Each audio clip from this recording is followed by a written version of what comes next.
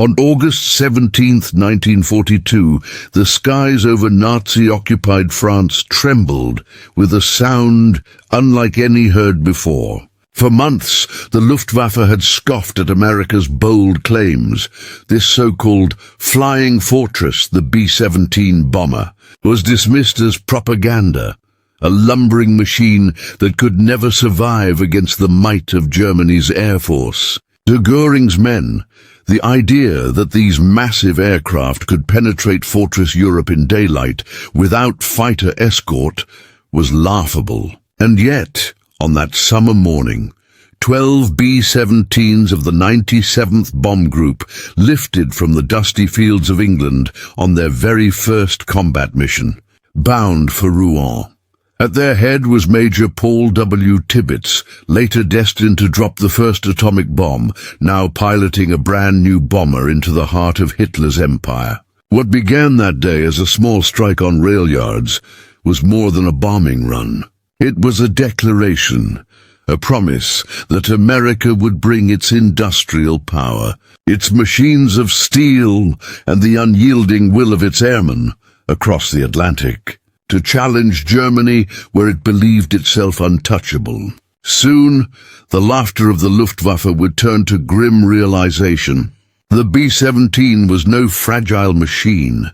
It was a fortress in the sky, bristling with guns, designed not just to bomb, but to fight its way home. And as the months passed, these fortresses would multiply, hundreds upon hundreds filling the European sky, carrying with them the thunder of American industry and the resolve of a nation that had just begun to fight. This is the story of how the B-17 flying fortress, once mocked by Germany, brought fire, steel, and unrelenting devastation to the Reich itself, and changed the course of the war.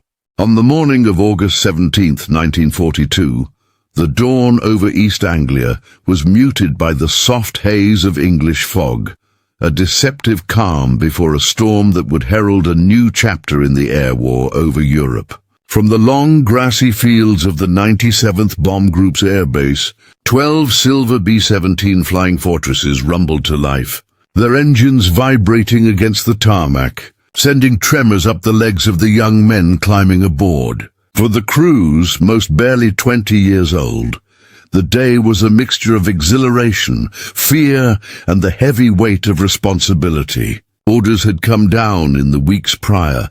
America would strike, for the first time in daylight, the rail yards at Rouen, a critical junction supporting the Nazi war machine. Intelligence officers had mapped the target with painstaking precision, highlighting every curve of track and every warehouse suspected of harboring fuel and ammunition. The Luftwaffe, for its part, believed the notion of a daylight strike absurd, even laughable.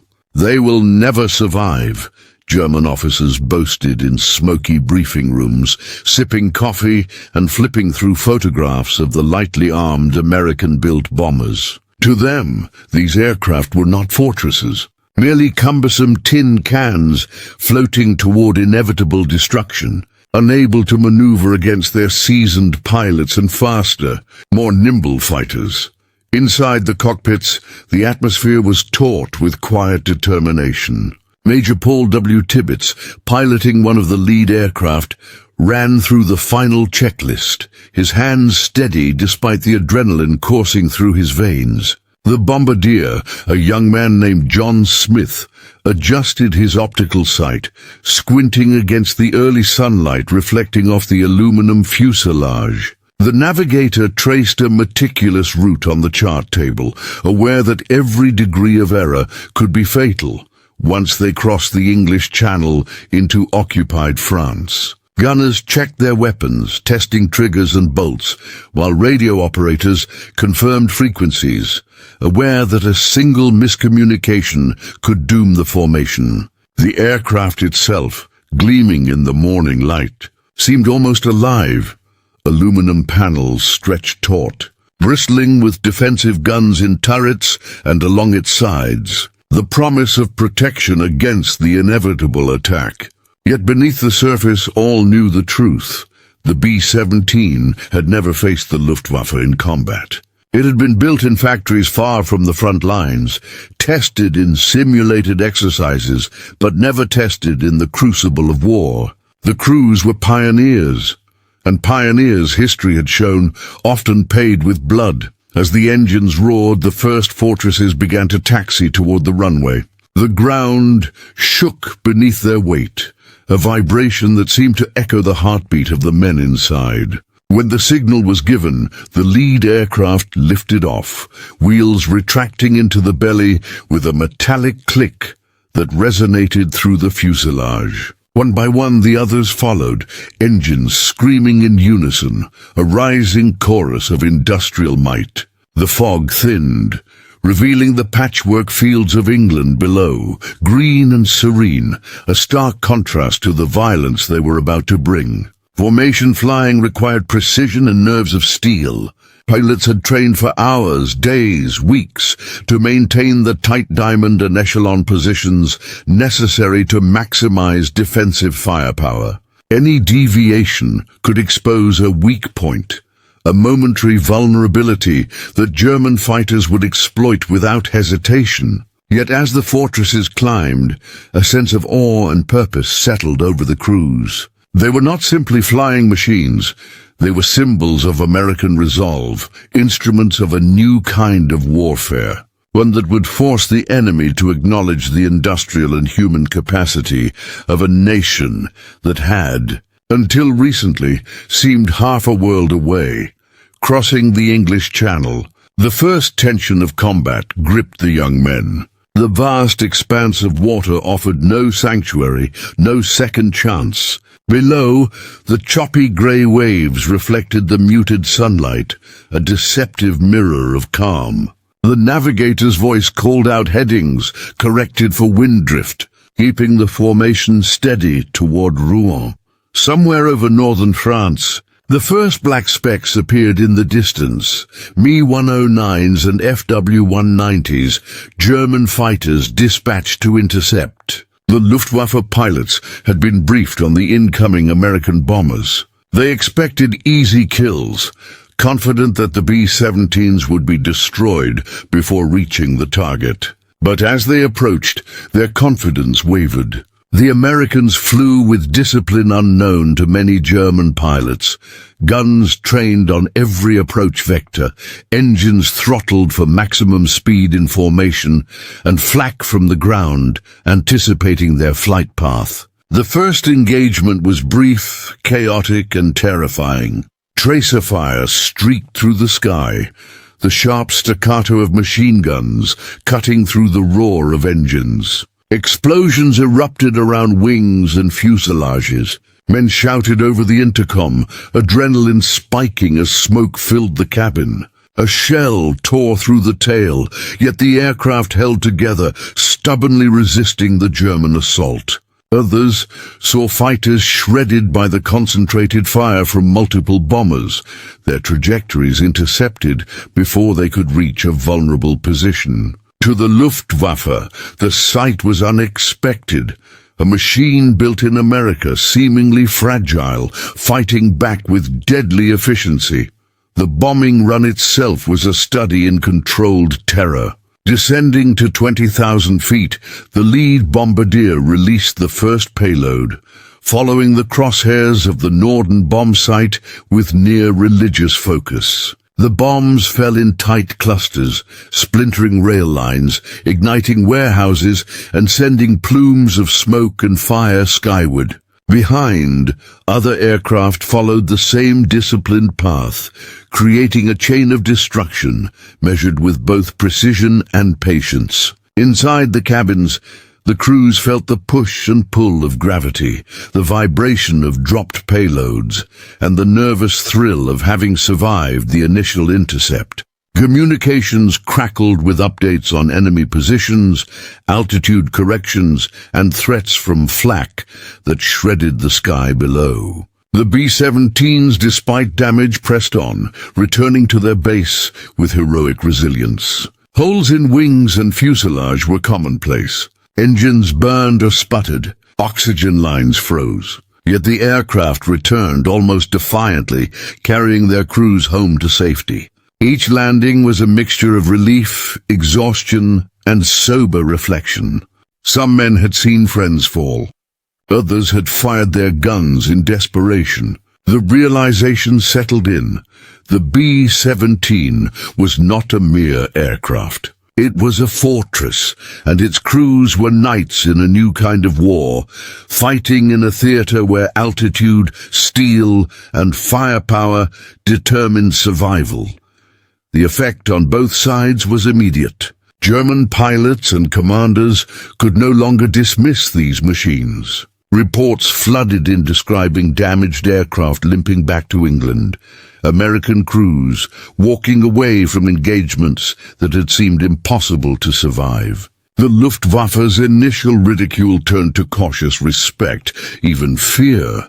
Meanwhile, the young Americans, though inexperienced, learned the first lessons of combat: courage, discipline, and trust in the machine that carried them. The Flying Fortress, a product of industrial ingenuity, had proven its worth not by speed or maneuverability, but by endurance, defensive firepower, and the determination of those who believed in its promise. That single mission over Rouen would echo through the halls of command on both sides of the Channel, marking the beginning of a campaign in which daylight bombing, once deemed suicidal, became a tool of relentless pressure against the German war machine. From that moment, the B-17 was no longer a theoretical weapon.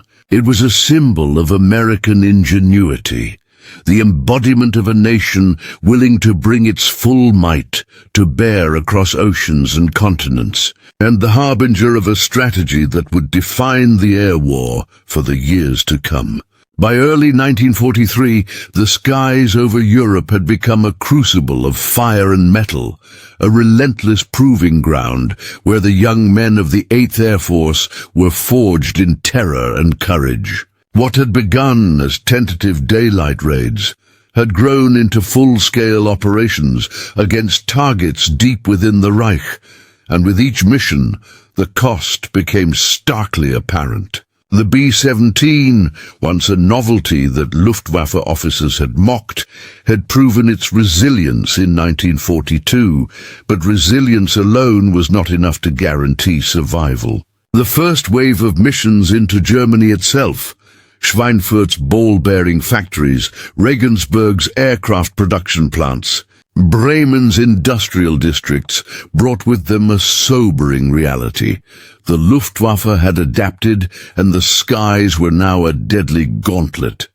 Intelligence reports from captured pilots and reconnaissance flights warned of swarms of Messerschmitt Bf-109s and Focke-Wulf FW-190s, fast, maneuverable, and armed with cannons designed to shred the bombers before they could reach their targets. To the American crews, every flight was a negotiation with death, a high-stakes ballet of formation flying, defensive gunnery, and steel nerves. The young men had trained endlessly in England, running drills that simulated attacks and perfecting the tight formations that made the B-17s formidable. Yet nothing could fully prepare them for the screaming chaos of flak bursting below, or tracer rounds cutting through the blue above, sometimes igniting fuselages or ripping away control surfaces. Every mission demanded not just skill, but an almost religious faith in both machine and comrades.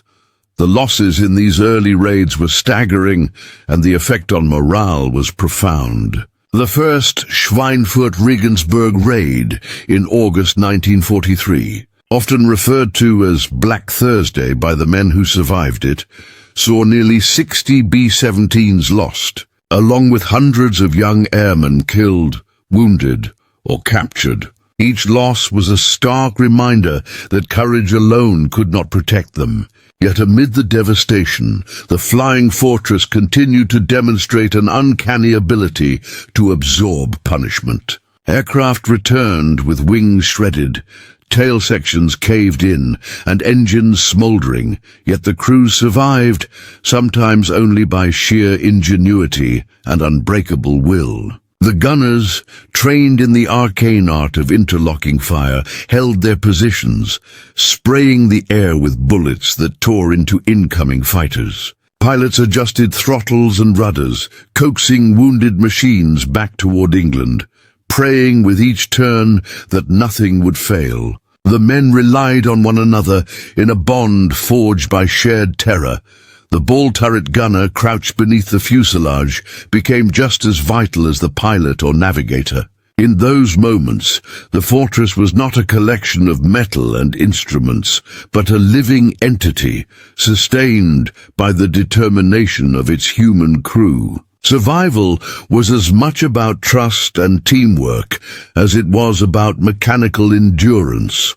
Across the Atlantic, the industrial might of the United States ensured that each loss was countered by new production. Factories in Seattle, Wichita, and Fort Worth churned out B-17s with relentless speed, each one incorporating lessons learned from combat damage and engineering ingenuity. Armor plating was reinforced, engines were improved, gun placements optimized. Meanwhile, the aircrews themselves evolved. Veterans of early missions trained new recruits, passing down wisdom earned in blood and fire. How to maintain formation under heavy attack. How to conserve fuel when engines failed. How to comfort the wounded while still focusing on the target. This transmission of knowledge created a culture of professionalism and lethal precision. By mid-1943, the 8th Air Force had grown in size and ambition, launching waves of bombers that filled the sky like steel clouds, each plane a node in a vast network of destructive power. German radar installations picked up the incoming formations, plotting trajectories that would bring fighters screaming into interception paths. Yet even with these calculations, the Luftwaffe was increasingly confronted with something unprecedented. The American bombers did not scatter at the first sign of attack. They fought back, and they fought with coordination and discipline that few had seen before. Every mission into Germany was a test of endurance and nerve. Crews flew for 10, 12, sometimes 14 hours, reaching altitudes where oxygen was scarce and temperatures plummeted below freezing. Frostbite claimed fingers and toes, and the roar of engines made speech nearly impossible.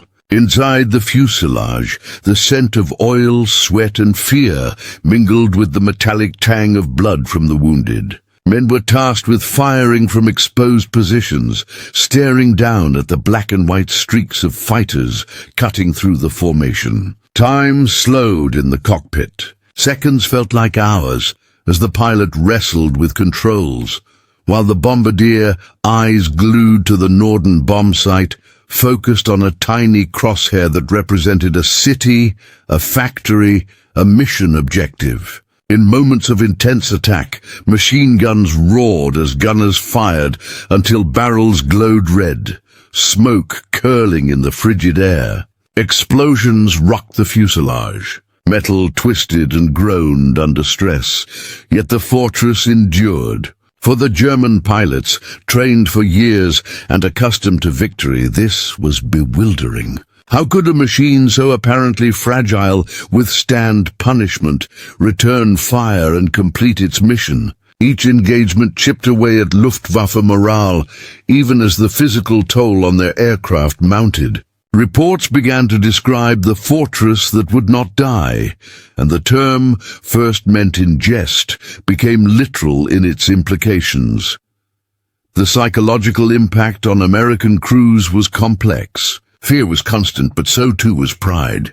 Each return from a successful mission carried elation, tempered by grief for those who did not survive. Letters to loved ones back home, often scribbled in the hours after landing, spoke of camaraderie, sorrow, and a resolve hardened by repeated exposure to death. For the Americans, The fortress was more than a weapon.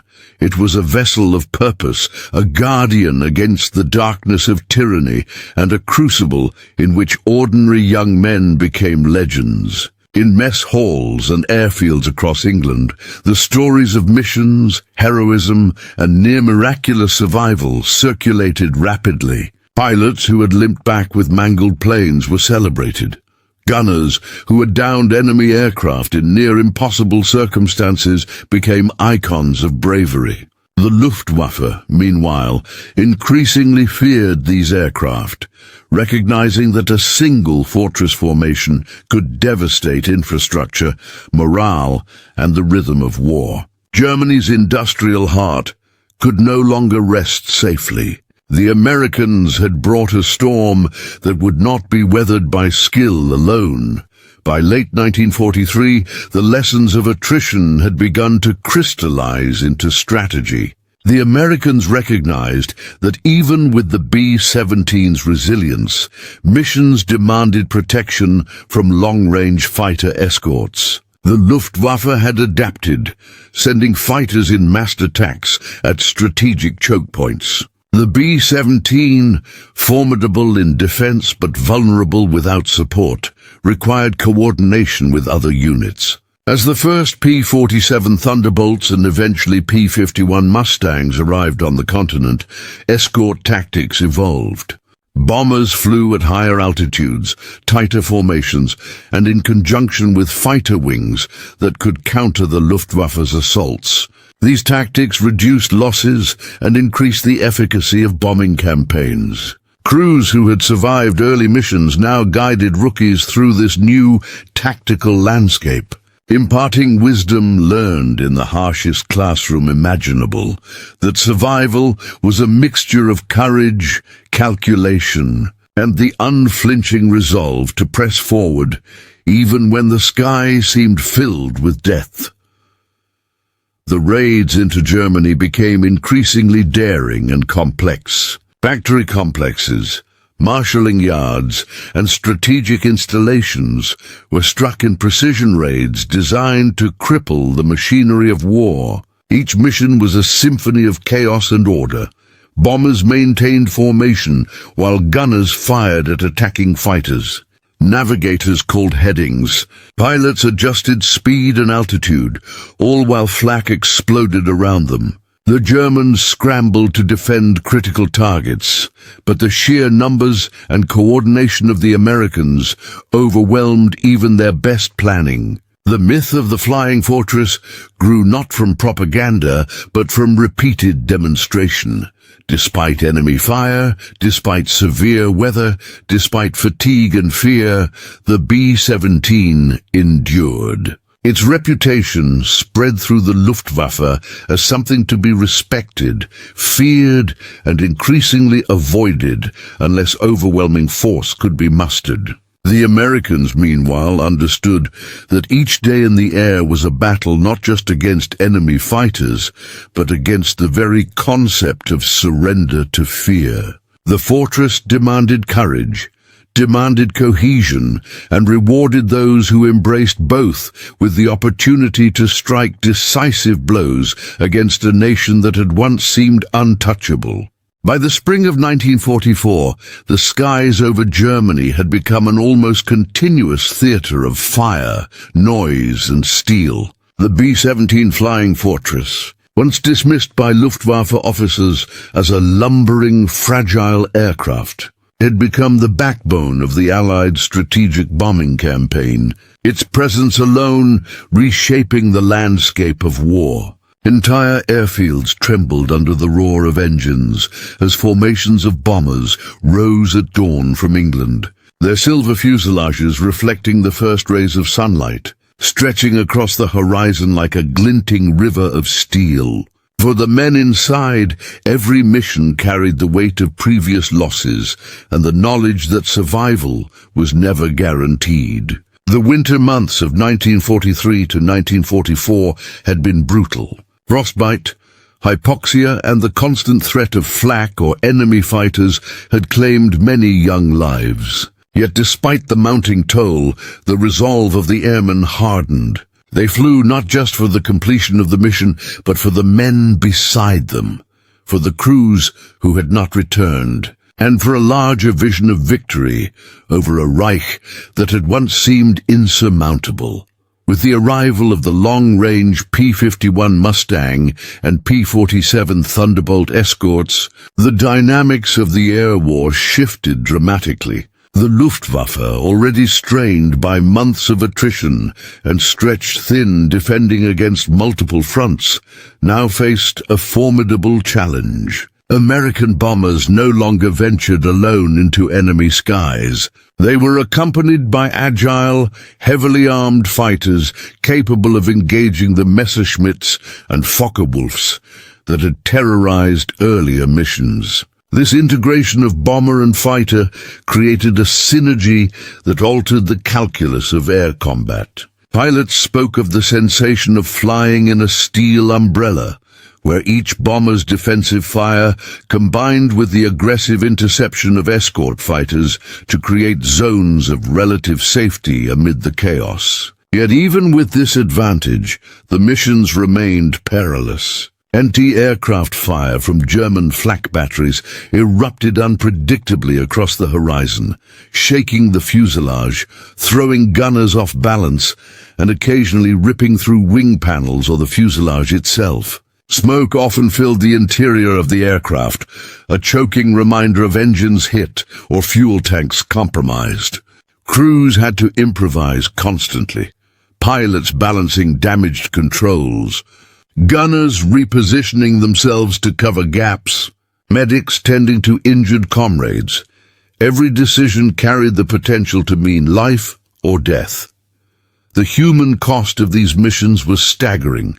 And yet within this crucible of fear, profound acts of courage and camaraderie emerged. The ball turret gunners, crouched like prisoners in their steel spheres beneath the fuselage, faced perhaps the most vulnerable positions in the aircraft. They were exposed to freezing winds, deafening noise, and the unrelenting threat of enemy fire, yet many became the decisive factor in defending their formations. The waist gunners and tail gunners, too, embodied a terrifying bravery, firing relentlessly while knowing that a single mistake could be fatal. Pilots, responsible for the lives of men they had often only just met, maneuvered damaged aircraft with precision born of desperation and training. Navigators adjusted for wind, drift, and cloud cover, recalculating mid-flight while under fire. Bombardiers focused on their sights,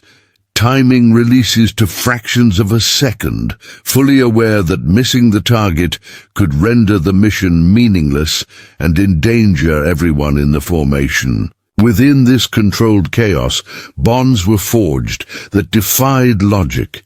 Men who had faced death together trusted one another implicitly, forming a chain of interdependence that allowed the flying fortress to function as more than the sum of its parts.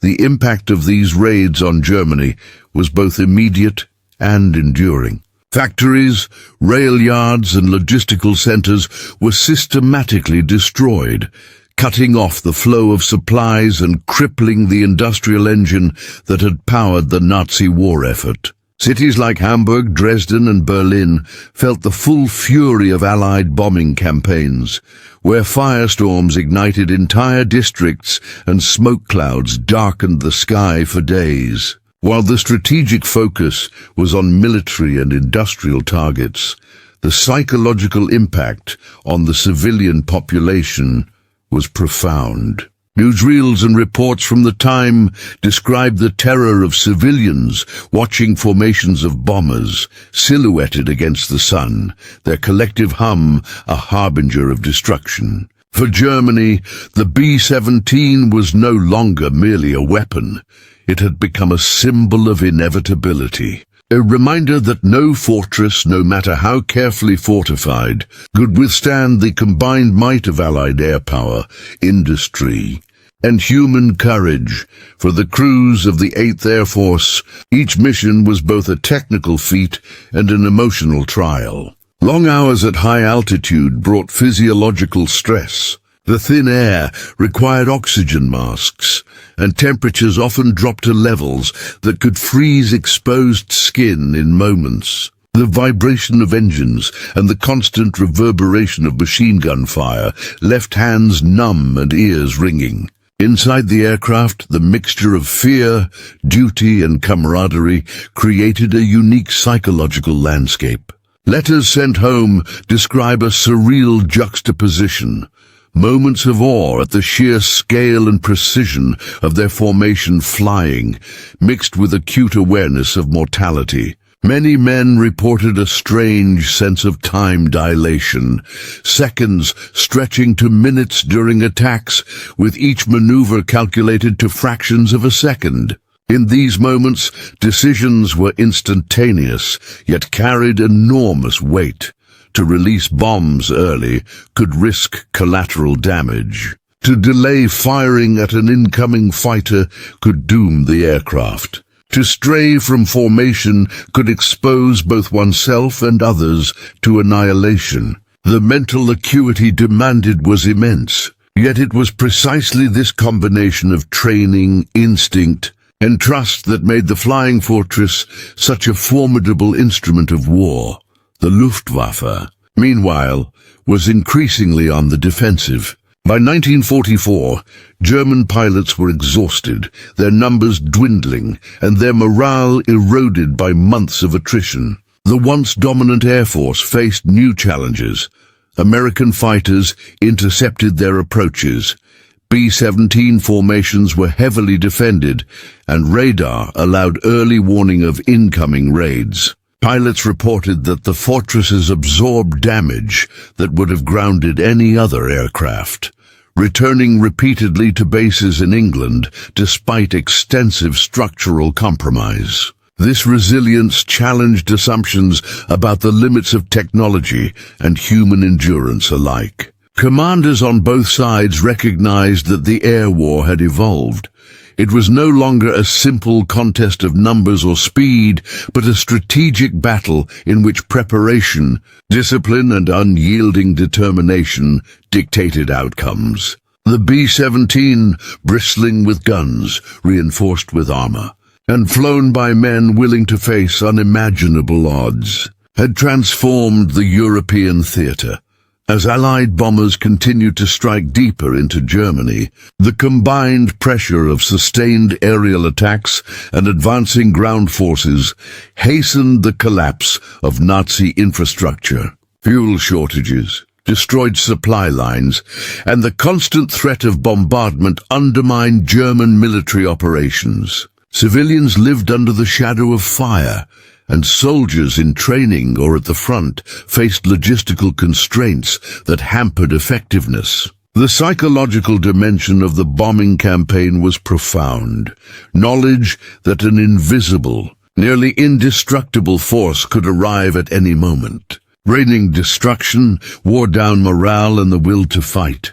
For the men flying the B-17s, this was a measure of their efficacy, even amid fear and personal sacrifice. Each mission that returned successfully was proof of the larger strategy's success, and each loss underscored the peril inherent in wielding such power. By early 1945, the story of the Flying Fortress was etched into the collective consciousness of both sides. The Luftwaffe, once the apex of air superiority, had been humbled, its resources depleted, and its pilots increasingly inexperienced. The 8th Air Force had perfected formation tactics, integrated fighter escorts, and leveraged intelligence to maximize mission success. Cities lay in ruins, and the German war machine, which had once appeared invincible, struggled to maintain cohesion. The B-17 had not merely delivered bombs, it had delivered a message.